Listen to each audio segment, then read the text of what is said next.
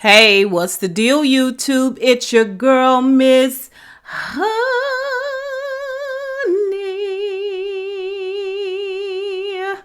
Welcome back to the channel, you guys. It is your girl, Miss Honey, here for another detailed Miss Honey review. What are we talking about today, you guys? We are talking about Your Honor. You guys got me involved with this show. You have only yourselves to blame.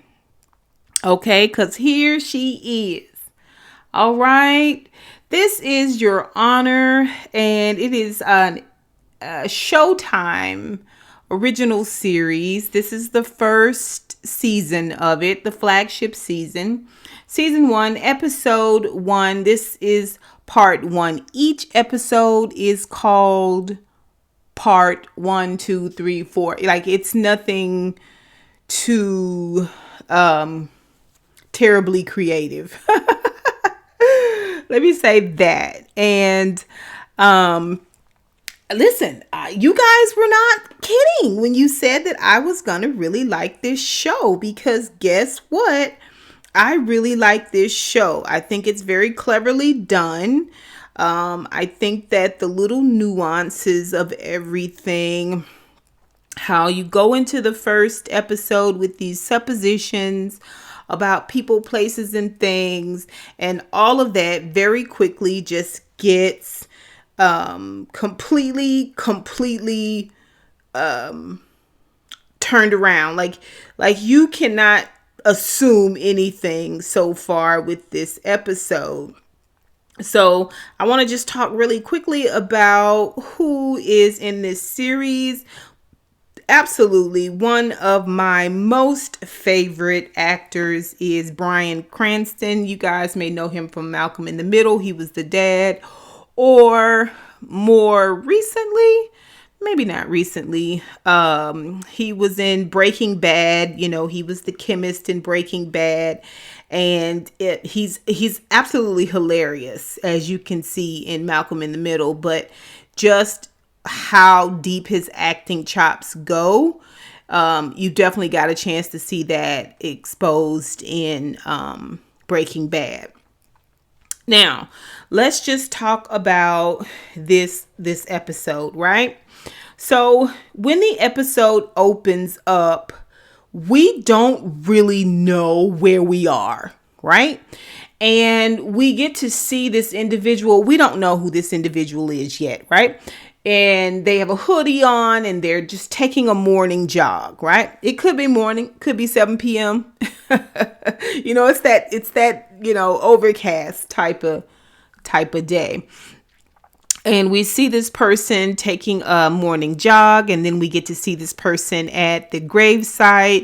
And at this time, I said to myself, "Oh, this guy's got some heavy stuff on him. Like, he seemed like he kind of had some demons, And here we go with the assumptions, right? And then we see where he jogs to a home, and it looks like it's on the poorer side of town. And immediately I noticed that it looked like low country. I said, "Oh, this is New Orleans, right?" I'm a little familiar with New Orleans. Low country, right? And he walks up to this shotgun house. And that's what we call shotgun house. We did country, a house that you can see straight through the front and out the back. It's really, if you shoot a shotgun straight through the front door, it'll go right out the back door, basically. So all the rooms are off to the side. Basically, that's what they call the shotgun house. It's on the poorer side of town, and there's this screen door. It's open. There's a young man there. He comes to the door, and basically he wants to know, "Are you the police?" And the jogger says, shakes his head, "No." And the young man says, "Well, what do you want?" And the jogger just, kind of throws his hand up and brushes and walks on off. So when he gets back down to the street, he starts running. Now, not in a panic, but just like he was thrown off a little bit that someone confronted him. And he continues to jog on at this point. And I can kind of see now, just be a little bit of his face, tucking out just beyond the hoodie, that this is Bryan Cranston, right? The actor. And we still, at this point, do not know his name. And the reason I'm not saying his name is because I think it's important here for us to have these moments where we are absolutely clueless about what is really going on and what our players are doing so far and how pivotal our players are going to be to the story. Now, when our character runs off, I remember thinking to myself, is he on drugs? Is he looking for drugs? Which is an assumption I'm making about him as an individual, and it's an assumption that I'm making about this shotgun house with this young black teen answering the door. You know what I mean? Like it's complete supposition, right? And an assumption and borderline stereotyping. I know. I'm owning up to it. I want us to own up to these things so that we can really, really lay this thing out. All right. So the next thing we see is a young man in the bed with a young woman. They're both Caucasians, and he's letting her know that she should probably go. And then at this moment, a big old beautiful dog busts through the door. You just gotta love dogs, busts through the door and jumps on the bed. And it's like, break it up. Okay. We see where the young lady slips on a dress and her shoes, and she grabs a helmet, and she is out the door. And then we get to see this young man go about his day. Okay. And what his day includes is feeding his dog, taking his own medicine. He has asthma. He hits his pump. He grabs his banana. And before he left his room, he looked at a photo that was on his dresser. And now when he's bounding out the door, we see where he takes scissors and cuts some daisies out of the front yard. And he has this photo and a half-eaten banana and his albuterol, I'm assuming, his asthma pump. Throws it on the front seat. He jumps into I'm talking about old school Volvo station wagon blue.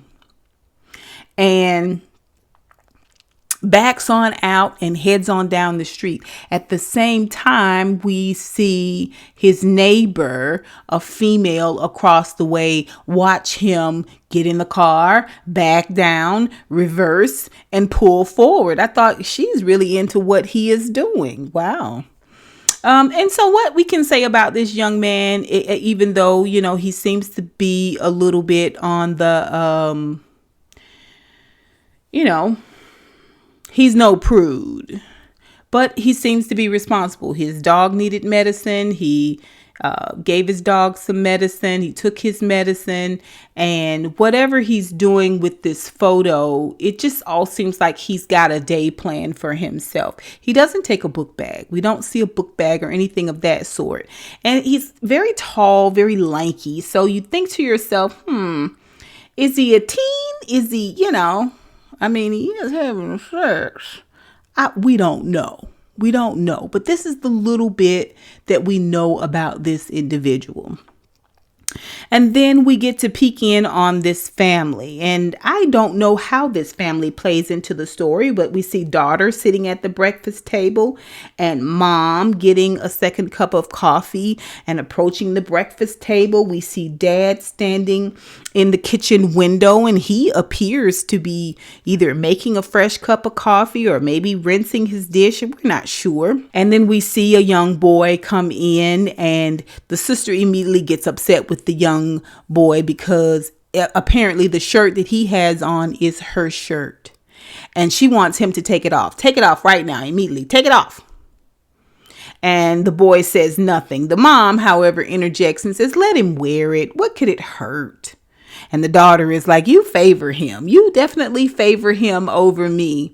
And it's like, what would make you think that? It's this family joke. And there's a bit of laughter. And the young boy talks about how there's someone else in their family, maybe their grandmother or grandfather or someone wants to take him on a trip, and it's a European trip, and they sort of kid about that. And that's when the dad gets, loud, like, what the heck is going on? He's looking out the kitchen window, and everybody's like, not on my lawn. And he storms out the door, and the whole family storms out behind him. Now, at this moment, the kitchen was nice. But it could have been anywhere, really. It could have been at the last house with the tall, lanky kid. It could have been a kitchen like that. But when we go outside and we see all of this beautiful architecture and stonework, and we see this beautiful landing and these, two sets of steps and one set of steps coming down to this beautiful landing, a landing so big you could have dinner there. You know what I'm saying? You could pop your grill out there. You could put a couple of chairs out there, and then another set of steps down to the garden, darling, to the lawn. It is clear that these people have a little money, right? And it is made more apparent that they have money because there is a 1970s vintage motorbike. And the teen is so happy. Now, for as happy as he is, his daddy is 10 times happier. I mean, this is a gift for him, and he is so super excited, and he hugs mom and dad, but you can tell that the dad himself would love to have this bike. Like, he really, really wants to ride it himself. You know what I'm saying? Like, this our bike.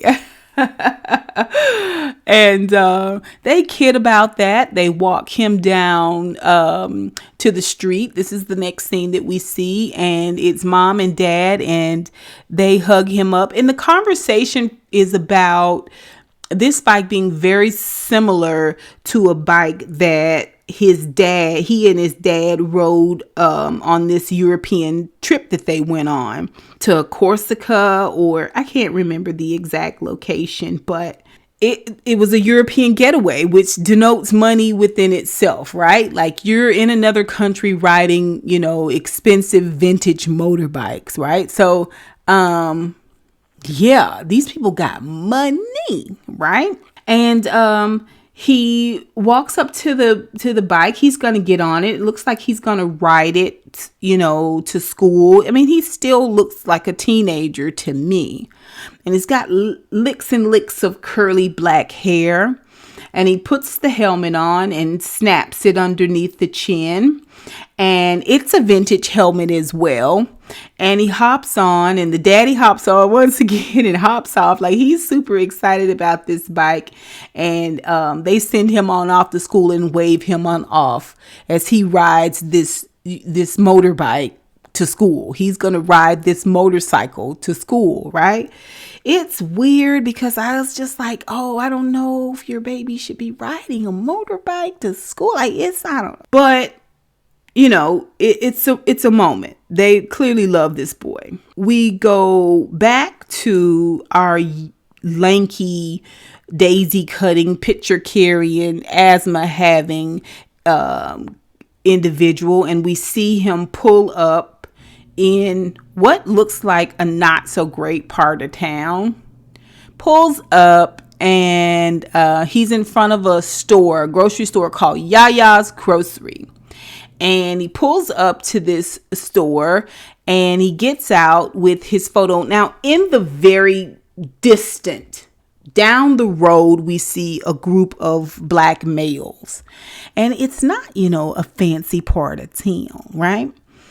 He goes to the side of the grocery store, and he puts this picture down. It's weird to me when people do that. Like, why would you take a picture off of your dresser, a picture that you hold dear, and put it here in the elements? You know what I mean? Like, it seems like it's something that you would keep for yourself. It's framed after all. He puts the daisies down and thinks for a moment. We don't know why he's doing this. When he looks up from his contemplation, he sees that the black males are just about on him. And he thinks better of it, gets up and goes immediately to his car. They don't say anything to him. He doesn't say anything to them. But the way that they were walking up on him was kind of intimidating. And then one of the gentlemen doesn't have a shirt on. I always find people without a shirt on to be kind of aggressive. Just not having the shirt on itself to me is kind of aggressive. I don't know why, but I feel that way. I don't care what the color of the person is. It's something civilized about having a shirt on, in my opinion. Just me, y'all. So I could see how he would, outside of the fact that they were just really coming up on him fast. He gets in the car and he drives. Car starts right up. He makes a right. And at this point, he does seem a little nervous. He does seem a little, out of sorts. I don't know why. You would think his car didn't start. That's definitely a reason to get upset. But it started right up. It wasn't like they were banging on the car. When he pulled off, they were gathered in behind him and walking towards the car. Again, it was just like this territorial intimidation type thing. And he makes another right. So now this is his second right. And I don't know if he was just confused or like what really was going on with him, where he's now back in front of Yaya's grocery. Like those two rights looped him back around. But now he sees where that photo and those daisies that he left has been all kicked to hell. Like destroyed, right? And now he's starting to get this light little wheeze. I mean, he is upset. He takes on off at this point. And now he goes straight down the street and he is And listen, there's not a lot of music playing. There's not a lot of soundtrack here. We can hear the squeaking of the old suspension of this Volvo. And he's grappling over to the seat next to him, trying to get his pump, his asthma pump. And he can't quite get it. It's now under the seat. And he's still driving and he's grappling. And we still hear that creaking suspension every time that Volvo goes over a dip or a hump. We can hear it rickety, right? Heads on down the street, and in the distance there is a truck, and that truck at first had no lights on, and then as it approaches a little bit faster, the lights come on. And I was like, what is happening here? He just dropped off a memorial picture. Like, I just don't get it. Why is everybody so tense in this moment? Now, he doesn't, even though he's a good bit from Yaya's, he doesn't stop for a second and, reach down where he can focus and pick up this asthma pump. And I get this really dreadful feeling at this moment because this is a recipe for disaster. He is in panic mode. He is health-wise, stressed. Now this truck is behind him, this black truck, and it is coming up on him, and he is wheezing all the more, and he hits kind of like a bump in the road, and this asthma pump gets just that much further away from him, and just like that, in the blink of an eye, he hits something hard. Okay, up and over the vehicle it goes. Okay, and we see it as our teen motorcycle rider. Once the bicycle, the motorcycle hits the Volvo, he goes up and over, and the way that he tumbled, oh my gosh, the way that he tumbled, it was shoulder over shoulder, so he didn't tumble like in a cartwheel. He wasn't balled up. All right. This helmet that he had on left his head. I don't know if it wasn't tight enough, but if you can imagine taking a box and rolling it really hard, it's going to roll even over the sharp edges. It's going to bloop and then bloop. The momentum is what it takes it over the sharp edges. So it doesn't have to be round to roll, is what I'm saying. So shoulder, back, shoulder, back, shoulder, back. He tumbled over and over and over and over. And then we go back to the Volvo, and this tall, lanky Volvo driver is startled. Across the street, there's a dog. The dog sees it all. Otherwise, there is no witnesses except the dog and the black truck. Okay, when the teenager's body lands, okay, the black truck pulls into a street behind the Volvo, backs to the right, and then pulls forward and goes back the way it came. It peeled off. It didn't stop to see if the Volvo driver needed help. It didn't stop to see if the motorcycle rider needed help. But our young Caucasian man, he gets out of the Volvo and he's favoring his arm.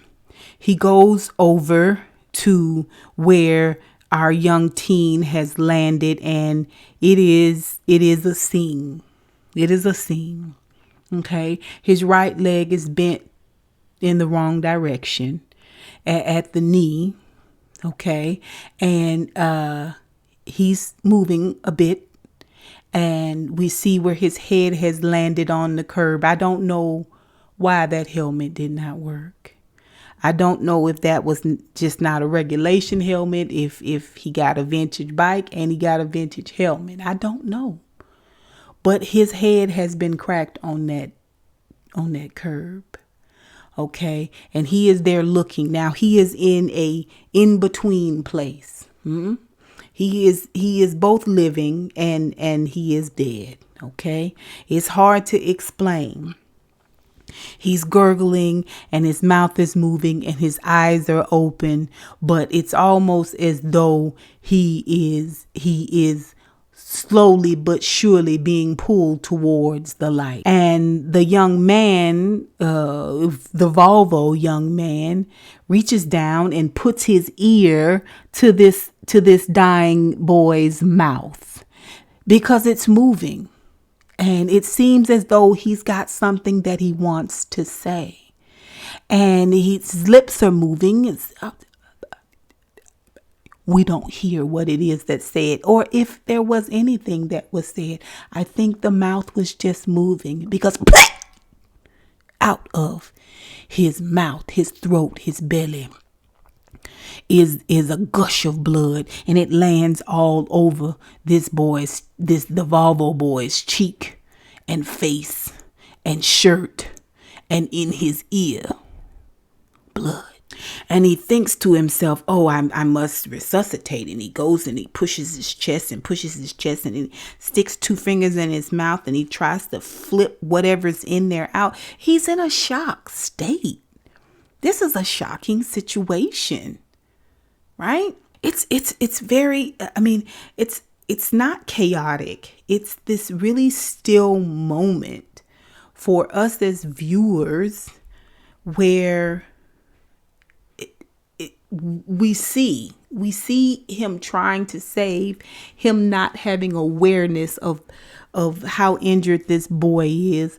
The boy in his injured state not having an awareness of how he in a split second slipped from this side.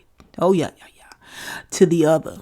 It's kind of not connecting for either of them, really. And after he tries to flip a little blood out of his mouth, and he realizes this young boy takes his last and final breath.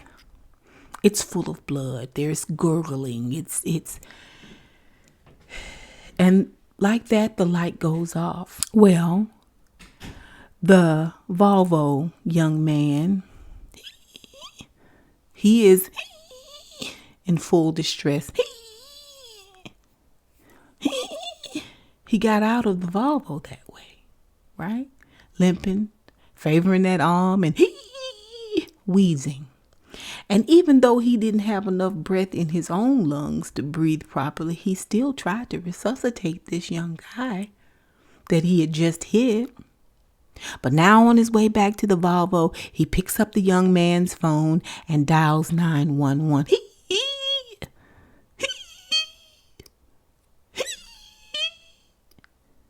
And he can't talk to the operator. He's and we can hear her saying, if you just calm down for a second and tell me where you are, we will send someone to you. Are you hurt? Are you in distress? He gets back to his car, and finally, in this moment, he is able to reach his asthma pump. Gets the pump out and now he can talk. On the phone is still the 911 operator. And we can hear her talking. He goes back to the phone, and the operator says, "Where are you? Can you tell me where you're located? I can't quite pinpoint where you are." And in this moment, he looks around and he sees all of these abandoned homes, all of these abandoned buildings, nothing in sight but him, skid marks, motorbike, a dead motorcycle rider, and a dog. And he makes that split second decision to get back in his vehicle and drive off. Now, the light in the Volvo has been going off since he made that second loop past Yaya's grocery store. It was a lot of lights, but apparently it wanted gas. And so he gets in the car and he drives off, and he's got this dead motorcycle rider's phone in the car. It's all crashed and smashed and all that. And he goes to the grocery, and when he gets to the goes to the gas station. When he gets to the gas station, he pumps gas, gets gas. And he gets to the first stop sign. And when he gets to the first stop sign after getting gas, there's a guy there that's going to wash his windows with newspaper and a spray bottle. And he doesn't want to be seen, really. He doesn't want this person to see him, really. But it's kind of too late. Like, it's all happening. Shoos the guy off and peels off. Now, mind you, that cell phone that he took from the dead motorcycle rider is buzzing, vibrating. 911 is calling him back, and he is realizing in this moment it's a lot going on. He goes back to the house, and he is washing up his hands and trying to get his hands together and get the blood off of his hands. And he uses a brush. He throws his brush in the trash, and then he decides he's going to wash his clothes and throws the clothes in the washer, but he sees that his shoes are also dirty, so he fishes the bloody brush out of the trash bin and then starts brushing his shoes in the sink. And then he decides that once he brushes the blood that he can see, these are black like Converse high tops, right? So he's really only washed the blood off of the white part. Trust me, blood is a hard thing to hide, to get, to wash away. It is something that the Lord put in blood. I'm telling you, okay? He decides he's going to throw that in the dryer. Now he's going to dry the sheet. He's not thinking. He's not thinking at all. And he loads up, puts the brush back in the trash can, and he pulls the trash liner out of the trash can and goes around the side of the house, all while just holding that arm like a little broken baby bird wing, and throws it in the trash and goes back inside.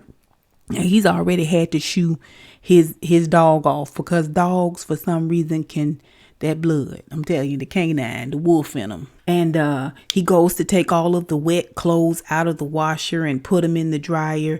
And the washer is overflowing. He must have put too much detergent in there, and so he takes all the wet sopping clothes and now he's thrown them into the dryer with the shoes and they're clunking around. I was like, oh, this is a mess.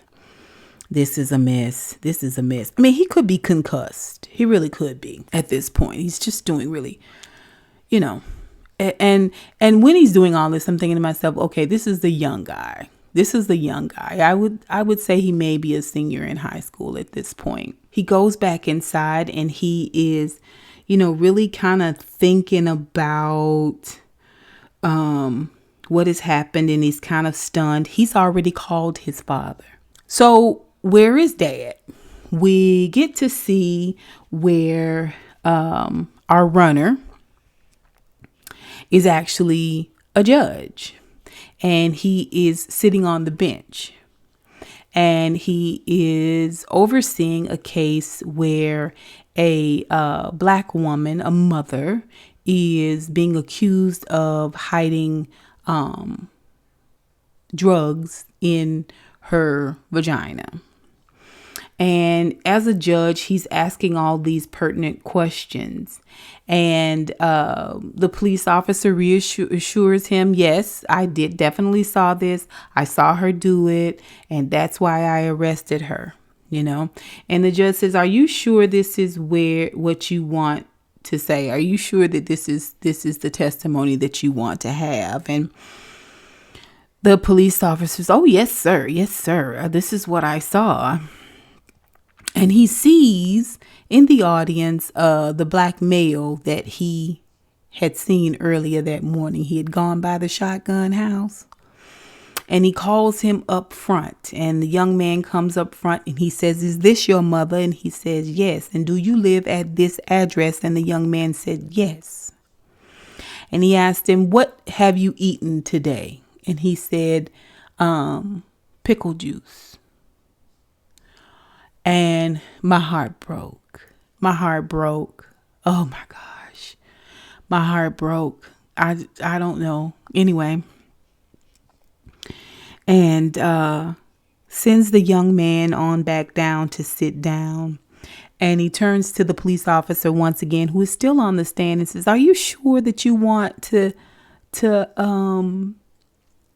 stick with this testimony? Because I want you to see what is at stake here if we put this woman in jail. She's got these babies that she's got to feed and take care of.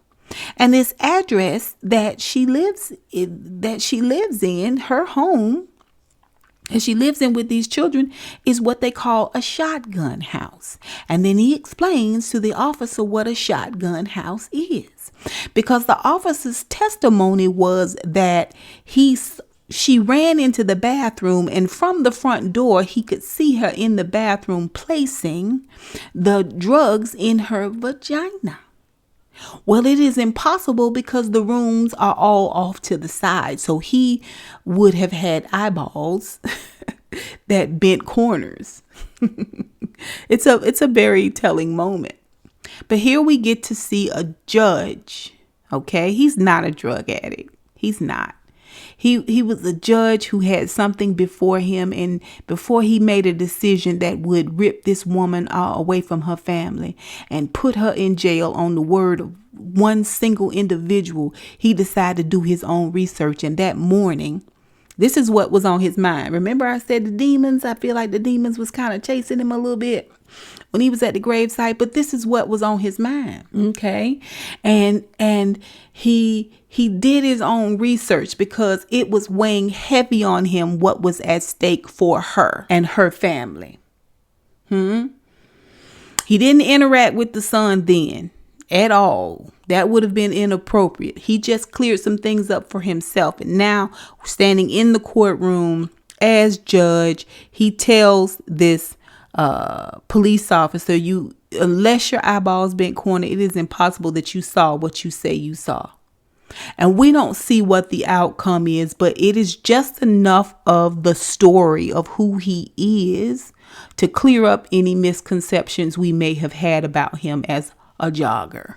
To clear up any misconceptions that we may have had about him being maybe on drugs, right? He's a whole judicial authority, right?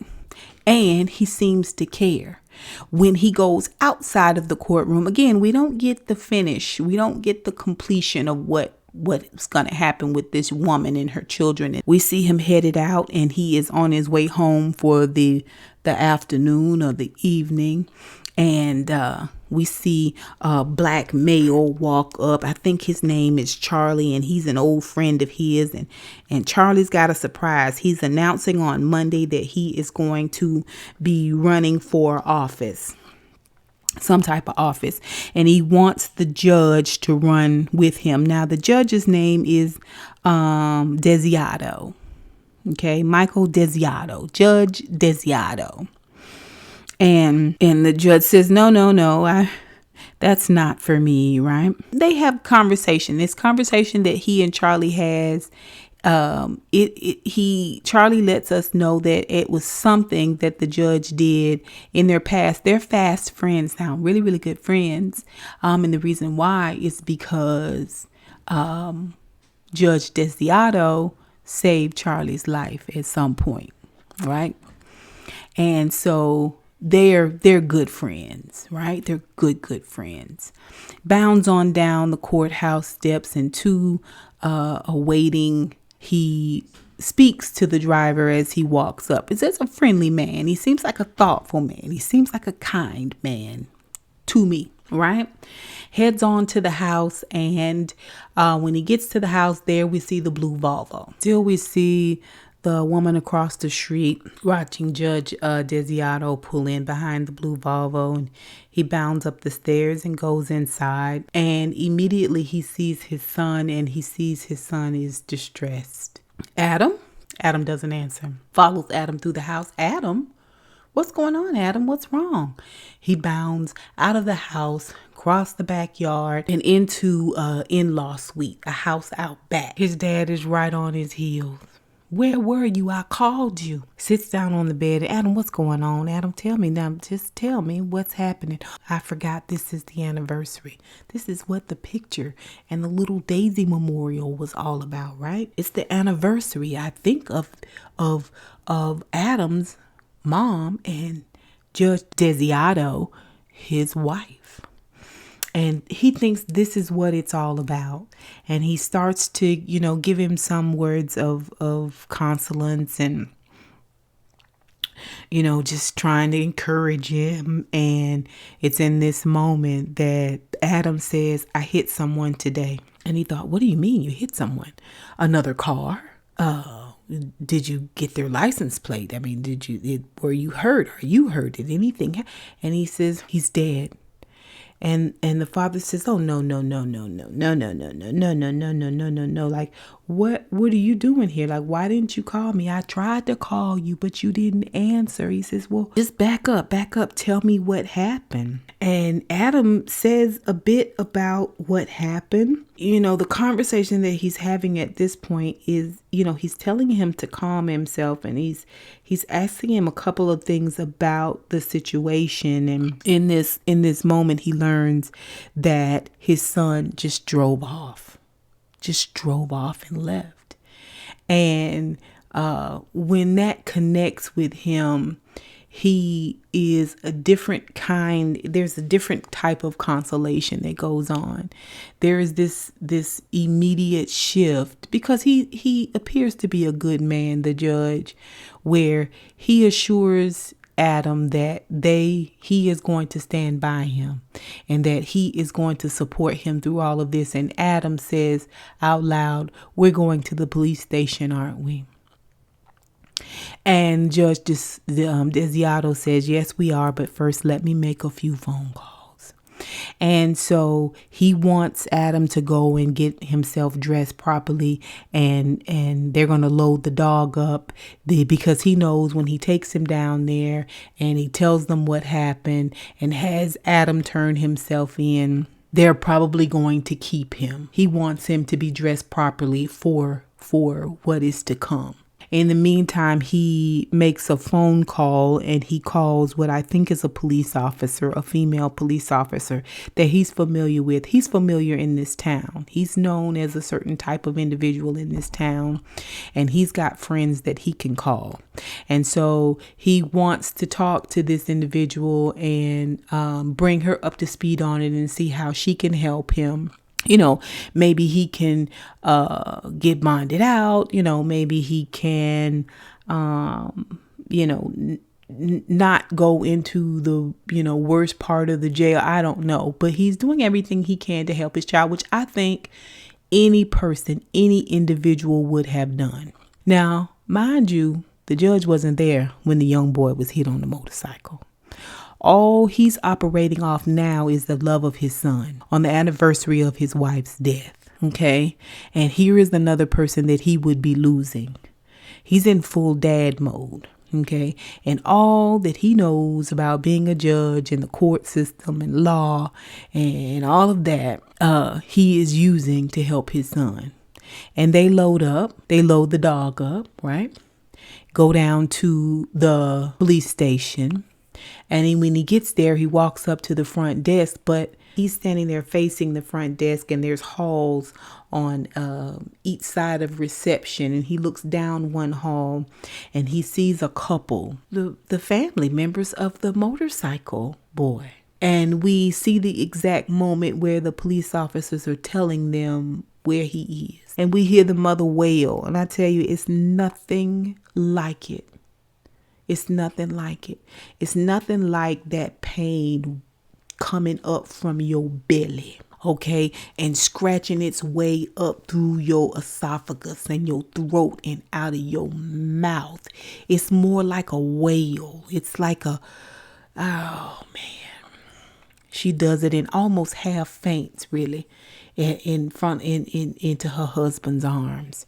And as he hugs her and lifts her up, he's got his head on her shoulder and he appears to be looking at Judge Desiato. I don't know if he could see him or if everything for him was this shock and dismay as well. Maybe he wasn't seeing anything at all. Maybe he was just going through the motions. Maybe he wasn't even aware of this moment. Maybe his mind left his body immediately and his body is just doing what it does. By this time, the officer that's at reception wants to know what it is that Judge Desiato wants. He doesn't know Judge. He doesn't seem like he knows the judge. Judge Desiato's like, okay, I'm good. And he walks back out. Meanwhile, when Adam sees his dad come out of the precinct and approach the vehicle, he hops out because he's thinking, okay, well, I'm going to go in here now. And my dad's already gone in and made the crooked place straight for me as much as he can. So, he says, get back in the car. But Dad, I thought you said get back in the car now. And he gets in the car. They both get in the car and he tells him, he said, the kid that you hit is not some ordinary kid. I saw his parents in there. And his father is Baxter. He is the head of one of the largest organized crime families. They back out and they head on back home. He says, in order for this to work, we must tell no one. We must never, ever, ever speak of this. Did you talk to anyone? Adam says, no, I didn't talk to anyone. He doesn't think in this moment because this isn't his normal MO, Judge Desiato. It isn't. Because if it was his normal MO, like to cover up, he would have said, did anyone see you? Did you stop anywhere? Did you encounter anyone? What street did this happen on? Was anyone following you? How did you call 911? Like, he wasn't asking any of those questions because I think oftentimes when you don't operate out of a place of deceit, it's hard to just come up deceitful, like quick out of your spirit. You know what I mean? I believe that. I think it's a little bit harder for people who don't regularly lie and deceive to lie and deceive with detail, right? So he tells him, he says, never say a word of this again. We just will not talk about it, because he knows that it's one thing for his son to go to jail, but because of this mob guy, he may not even make it to jail. He might not even make it through the night. And so Dad goes about his way hiding.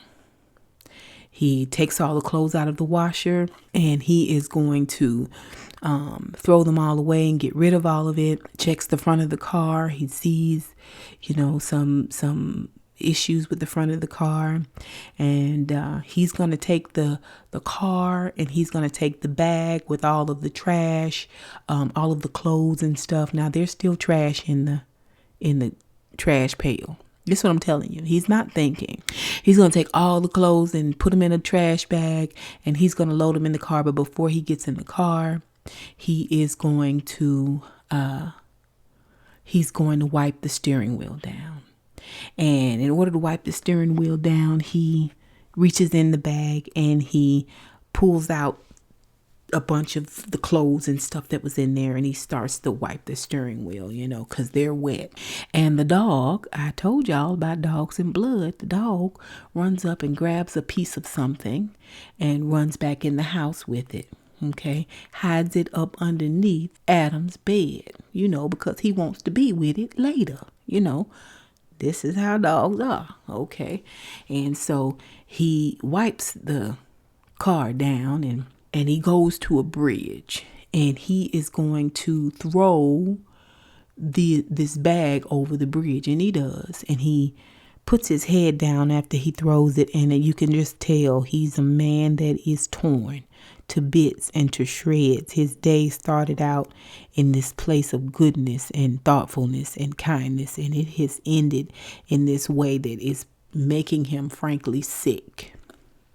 And so a police officer pulls up. Now, earlier in the court, he chastised the defendant's lawyer because they were late. And he wanted to know why we have to all start late because you're not on time. And he finds out that the attorney has prostate cancer. And, he has to go when he has to go. And this is the first opportunity we get to see the kindness of Judge Desiato, because he tells the attorney, how about we take frequent rest breaks? And the attorney thanks him. So when the cop pulls up, he thinks very quickly, and he unzips his pants and he urinates. And the cop gets out, and the cop's like, seriously? You're urinating out here? He says, yes, officer, I'm sorry I couldn't help it. What do you mean you can't help it? And he tells him that he has prostate cancer. I was like, ooh. It's a bad lie. Anyway, it's a good lie, but it's a bad lie to tell. Like, you don't want to speak that out, right? And he tells him that, he has to go when he has to go. And the officer asks him about his levels, and he says, over 200. And the officer says, I understand, man. I'm sorry. And he take care of yourself and sends him on his way. Gets on back in the car, heads on back to the house. Okay. And it seems like all is well, right? Except we still have the black truck, right? This seems like it's going to work. Although I feel like Judge Desiato knows to some extent he's only biding his time. He knows all too well how these things can unravel. But, for now, this seems like it's okay. For now, his son is alive. So he's forgotten about the black truck. He didn't know about the black truck. And all is well, except what about the cell phone?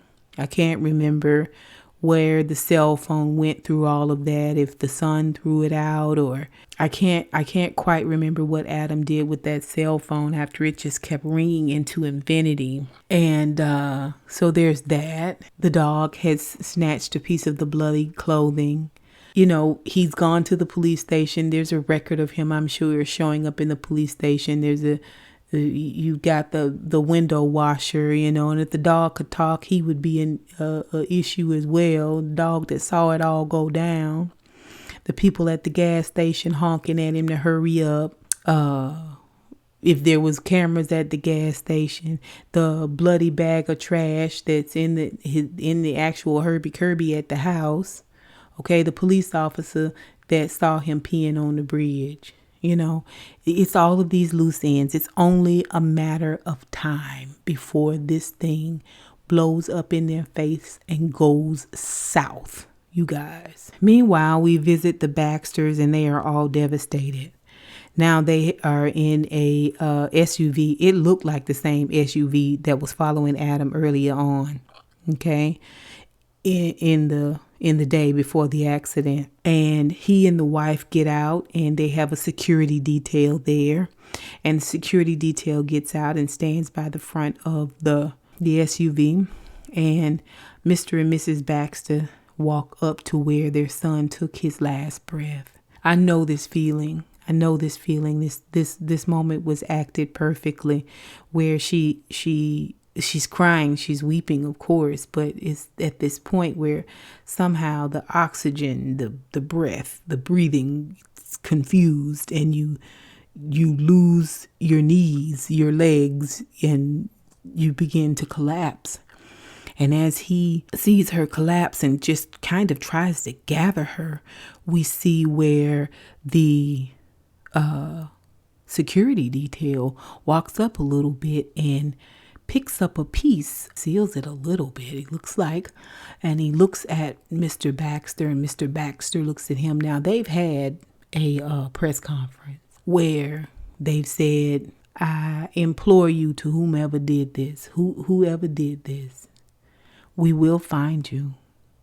Now, Judge Desiato is sitting on the edge of his bed, and he sees the press conference, and he sees this intense look in Mr. Baxter's face when he said, we will find you. You will be found. And he knows through all of this that this is about to go south.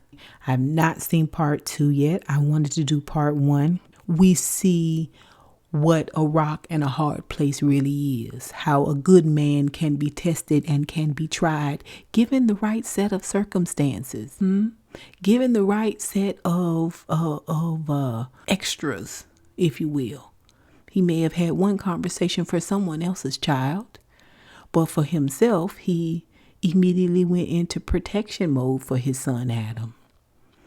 And Adam seemed as though he was a strong individual, a mature individual, a organized and dependable individual. But we can see what happens when you are scared and you are frightened, and you're health-wise, you're in stress, and we see how many little things can go wrong along the way when tangle webs are weaved and we practice to deceive. It seems like, you talk to no one and this is fine. It was an abandoned street and you got home. You don't even realize how many people have been seen along the way. Not to mention the phone call that Judge Desiato made to his police officer friend. We're going to see. The neighbor across the street is watching all the coming and going from the house as well. We're going to see. You guys tell me what you think of this first episode. What are some things that you picked up on? I'd love to hear it. And I'd like to hear if you had any presumptions or assumptions or stereotype as the show began and how those things changed as the show went on. And until next time, honeybees, I'll holla.